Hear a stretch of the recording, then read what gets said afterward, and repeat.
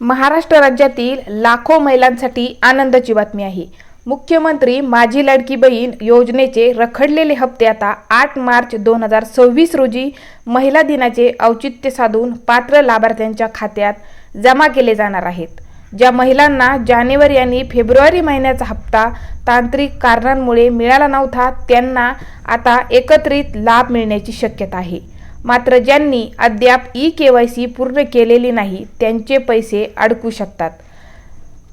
तर 8 मार्चला कोणत्या महिलांना लाभ मिळू शकतो? थकीत हप्ते म्हणजे ज्या महिलांचे अर्ज मंजूर झाले होते पण जानेवारी फेब्रुवारीचे पैसे मिळाले नाहीत त्यांना या तारखेला थकीत हप्त्यासह पैसे मिळतील। पात्र लाभार्थी म्हणजे केवळ बँक खाते आधारशी लिंक असलेल्या आणि कागदपत्रांची पूर्तता केलेल्या महिलांच्याच खात्यात पैसे जमा केले जातील।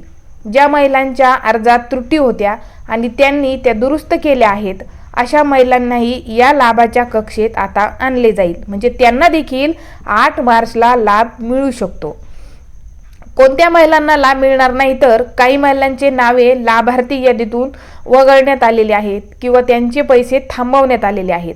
त्याची मुख्य कारणं कोणती आहेत तर ई-केवायसी अपूर्ण। ज्या महिलांनी अद्याप ई-केवायसी पूर्ण केलेली नाही त्यांना योजनेचा लाभ मिळणार नाही।